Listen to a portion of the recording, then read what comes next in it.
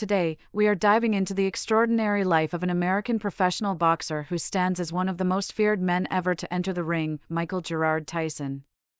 Known to the world as Iron Mike, Tyson's story is one of raw power, triumph, and controversy.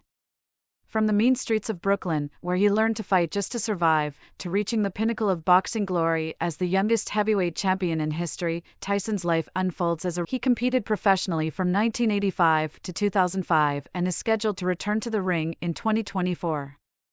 Known as Iron Mike, Kid Dynamite, and the baddest man on the planet, Tyson's aggressive style and powerful punches made him a fearsome opponent.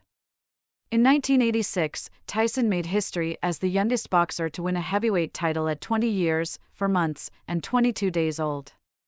He quickly became the undisputed world heavyweight champion from 1987 to 1990, holding the WBA, WBC, and IBF titles simultaneously and unifying them in succession.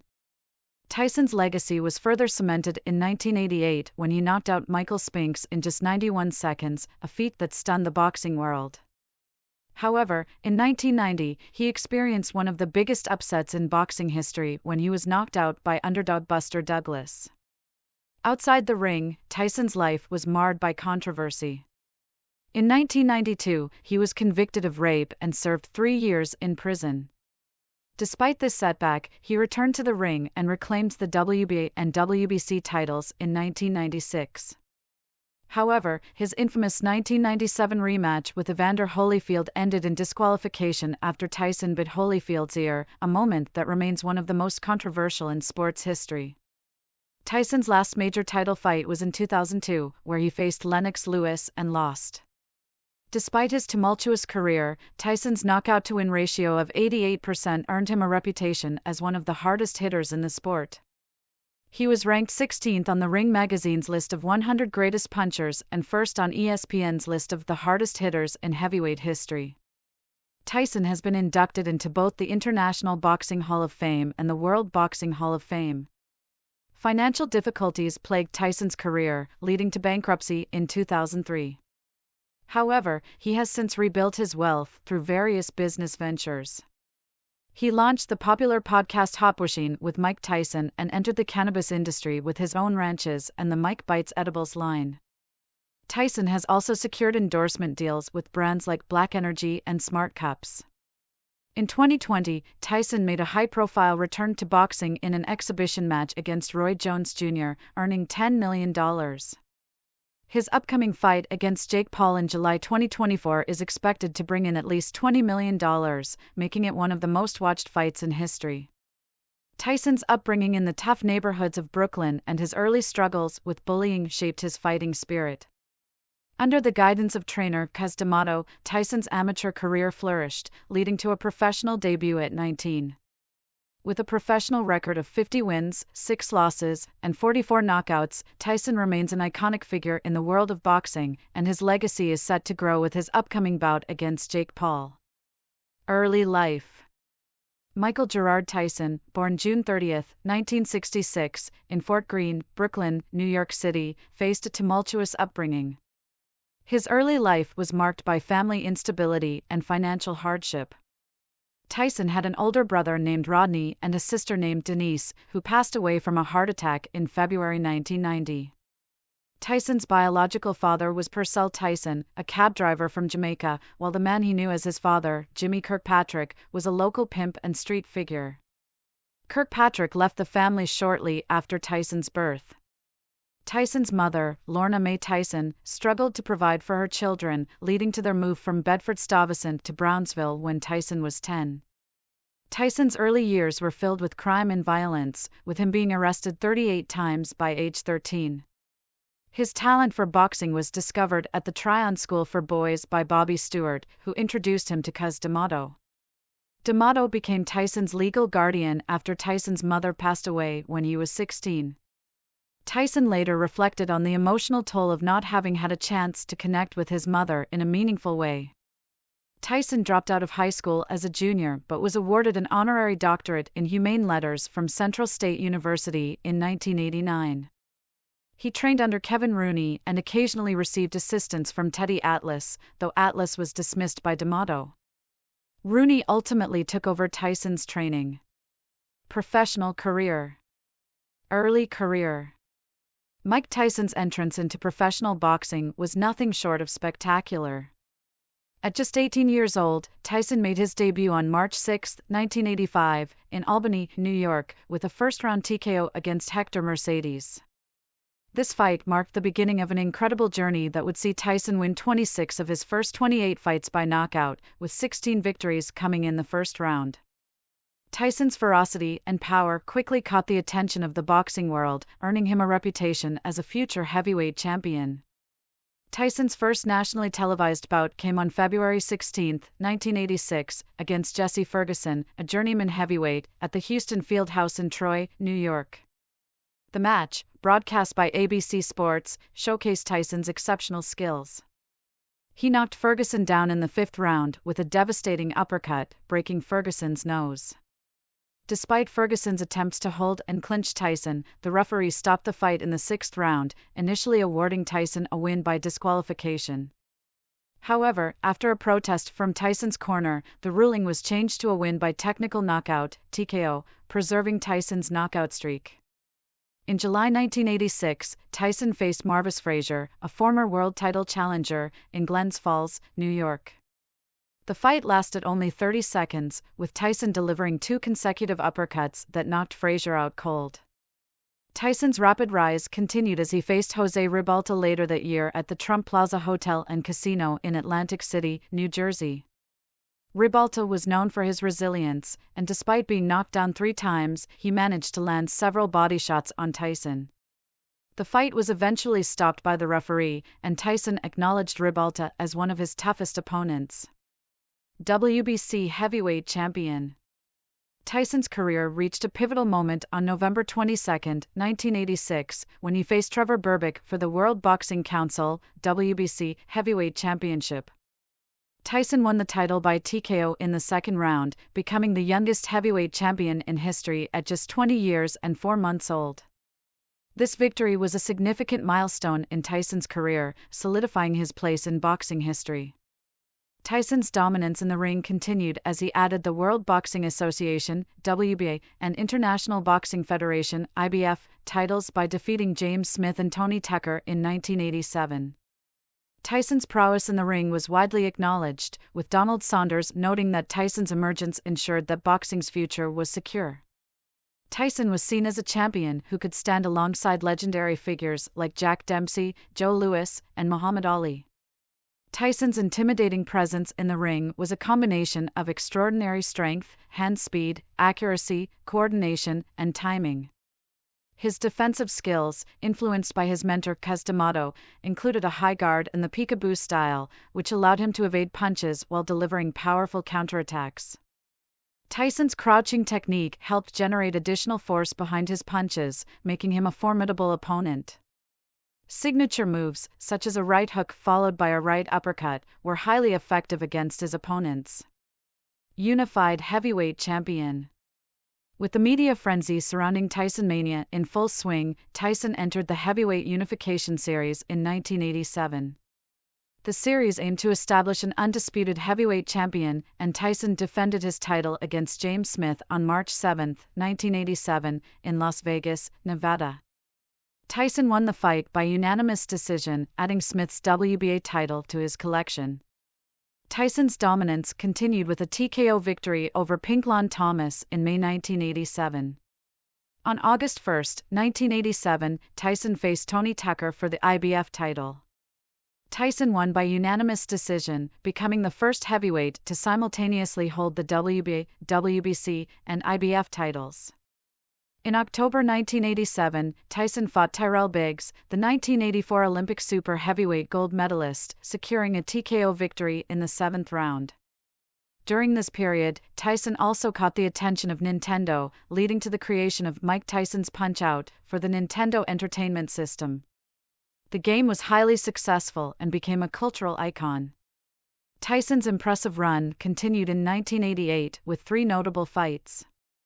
On January 22, he faced Larry Holmes, delivering the only knockout loss in Holmes's 75-bout career with a 4th-round KO. In March 1988, Tyson fought Tony Tubbs in Tokyo, Japan, winning by a second-round TKO. Tyson vs. Spinks. One of the most anticipated fights of Tyson's career took place on June 27, 1988, against Michael Spinks, the lineal heavyweight champion. Spinks had become the lineal champion by defeating Larry Holmes in 1985, but had not won the title in the ring, leading to some controversy.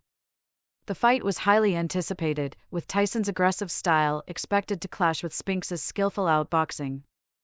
The bout ended in just 91 seconds, with Tyson knocking Spinks out in the first round.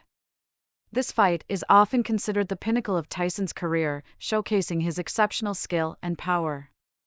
Tyson vs. Bruno and Williams. Despite his success in the ring, Tyson's personal life was marked by turmoil, including his troubled marriage to Robin Givens and disputes over his future contracts. Tyson's departure from manager Bill Caton and trainer Kevin Rooney led to criticism of his performance and technique. Critics noted a decline in Tyson's head movement and combination punching after Rooney's departure.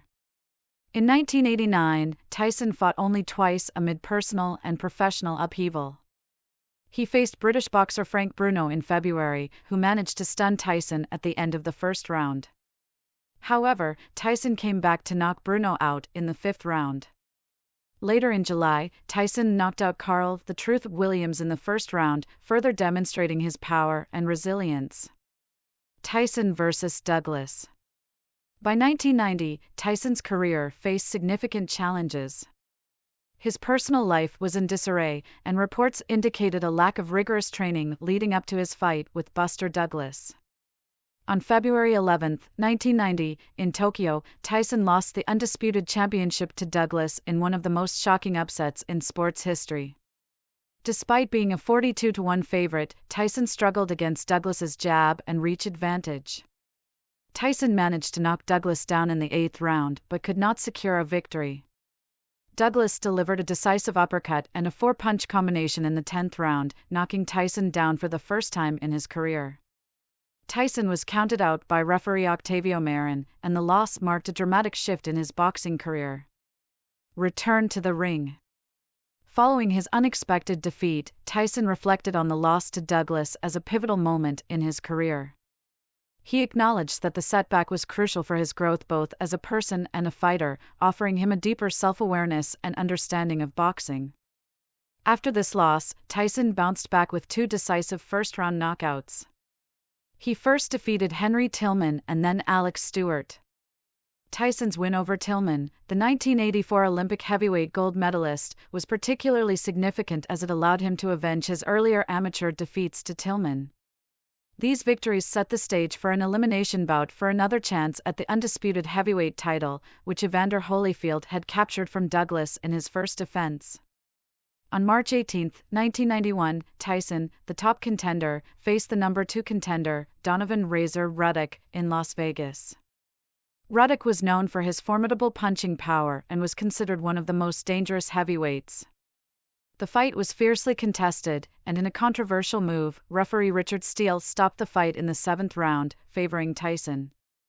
The decision angered fans, leading to a disturbance in the crowd, and Steele had to be escorted from the ring. Tyson and Ruddock had a rematch on June 28, 1991. Tyson knocked Ruddock down twice and won by unanimous decision, with judges scoring the fight 113-109, 114-108, and 114-108. Tyson was scheduled to fight Evander Holyfield for the undisputed championship on November 8, 1991, but had to withdraw due to a rib cartilage injury sustained during training. Trial and incarceration. In July 1991, Tyson was arrested for the rape of 18-year-old Desiree Washington at the Canterbury Hotel in Indianapolis.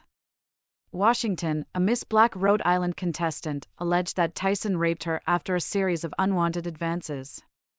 The trial, which lasted from January 26 to February 10, 1992, featured testimony from Washington and others, including Tyson's chauffeur, Virginia Foster, and an emergency room physician who confirmed injuries consistent with rape.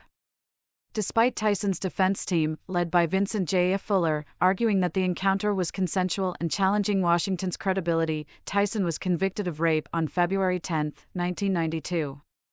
Tyson was sentenced to 6 years in prison and 4 years probation, with a requirement to register as a Tier 2 sex offender. He served less than 3 years of his sentence before being released in March 1995. Comeback and post-title career. After his release, Tyson made a strong comeback with victories over Peter McNeely and Buster Mathis Jr. His first comeback fight was marketed as He's Back and set pay-per-view records. In 1996, Tyson reclaimed the WBC title by defeating Frank Bruno and later added the WBA title by knocking out Bruce Seldon. Tyson faced Evander Holyfield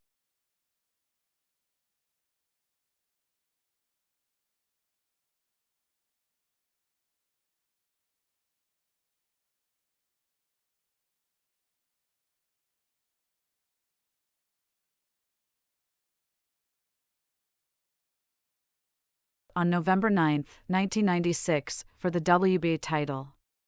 Holyfield, who had retired in 1994, was considered a huge underdog but managed to win by TKO in the 11th round. The fight was marred by Tyson's accusations of Holyfield's frequent headbutts. On June 28, 1997, Tyson and Holyfield met again in a highly anticipated rematch. The bout ended controversially when Tyson was disqualified for biting Holyfield's ears, with one bite severing a piece of Holyfield's right ear. Tyson's actions led to a near riot in the arena. Tyson was fined $3 million and had his boxing license temporarily revoked. Tyson returned to boxing in 1998, fighting Francois Botha and Andrew Golota. The Botha fight ended in controversy, with Tyson allegedly attempting to break Botha's arms. Tyson's match against Golota was initially ruled a no contest due to a failed drug test. In 2000, Tyson fought Julius Francis, Lou Savarese, and Andrew Golota, with mixed results. Tyson vs. Lewis. Tyson had another chance to fight for a heavyweight championship in 2002 against Lennox Lewis, who held the WBC, IBF, IBO, and lineal titles. After a press conference brawl and various issues with licensing, the fight took place on June 8, 2002, in Memphis. Lewis dominated the fight, knocking out Tyson in the 8th round. The bout was a major financial success, generating significant revenue and viewership. Retirement and return to the ring. On June 11, 2005, Tyson retired before the 7th round in a tight match against Kevin McBride. In the 2008 documentary of Tyson, he revealed that he fought McBride just for the money, did not expect to win, and was in poor physical shape, feeling disillusioned with boxing. After losing 3 of his last 4 fights, Tyson decided to retire, citing a loss of passion for the sport. In March 2024, it was announced that Tyson would return to the ring to face Jake Paul in a heavyweight bout scheduled for July 20, 2024, at AT&T Stadium in Arlington, Texas. On April 29, 2024, it was confirmed that the fight would be sanctioned as a professional boxing match by the Texas Department of Licensing and Regulation, TDLR. However, Tyson experienced an ulcer flare-up on May 26, 2024, and the fight was postponed on May 31, 2024, to allow him time to recover. The rescheduled fight is now set to take place at the same venue on November 15, 2024. Personal life. Tyson lives in Seven Hills, Nevada, and his personal life is as eventful as his boxing career. He has been married 3 times and has 7 children, including one who tragically passed away. Tyson's first marriage was to actress Robin Givens on February 7, 1988, at Holy Angels Catholic Church in Chicago. Givens, known for her role on the sitcom Head of the Class, described their marriage as torture and pure hell during a joint interview with Barbara Walters in September 1988. The couple's relationship was marked by allegations of violence and mental instability. They officially separated on February 14, 1989, with Givens accusing Tyson of abuse. The marriage produced no children, though Givens reported a miscarriage that Tyson denied. Tyson's second marriage was to Monica Turner, lasting from April 19, 1997, to January 14, 2003. Turner, a pediatric resident, cited adultery as the reason for their divorce. They had 2 children together, Amir and Ramsey, who identifies as non-binary.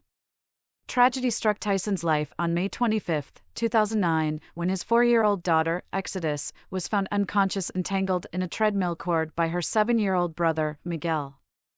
Despite rescue efforts, she passed away the following day. Tyson, who was in Las Vegas at the time, immediately flew to Phoenix to be with his daughter. Just 11 days after Exodus's death, Tyson married for the 3rd time, this time to his longtime girlfriend Lakia Kiki Spicer, on June 6, 2009. The wedding was a private ceremony held at the La Bella Wedding Chapel in Las Vegas. Tyson and Spicer have 2 children together, Milan and Morocco. Additionally, Tyson considers his second wife's eldest daughter as his own. Raised Catholic, Tyson reportedly converted to Islam before his imprisonment, although it was widely, but incorrectly, believed that he converted during his time in prison. He was said to have adopted the Muslim name Malik Abdul Aziz, though he never officially changed his name. Tyson has expressed mixed feelings about religion but remains grateful for his Islamic faith.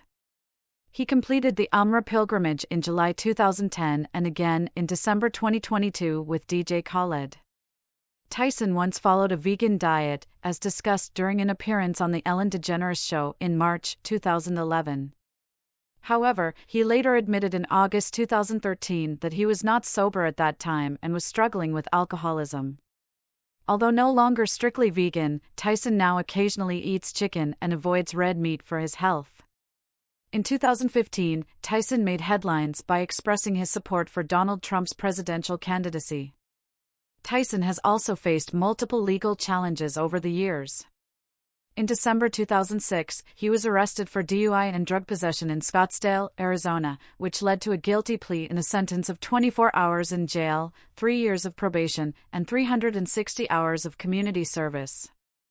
Controversies have continued to follow Tyson, including an altercation on a JetBlue flight in April 2022 and a $5 million lawsuit in 2023 accusing him of rape in the early 1990s.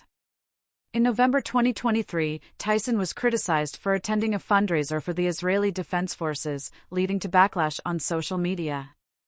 Tyson later clarified that he was unaware of the nature of the event and expressed his support for peace. Thank you for joining me as we explored the remarkable life and lifestyle of Mike Tyson. If you enjoyed this video, please give it a thumbs up, share it with your friends, and don't forget to subscribe to my channel for more captivating stories about your favorite celebrities. Your support helps me create more content like this. Thanks for watching, and I'll see you in the next video.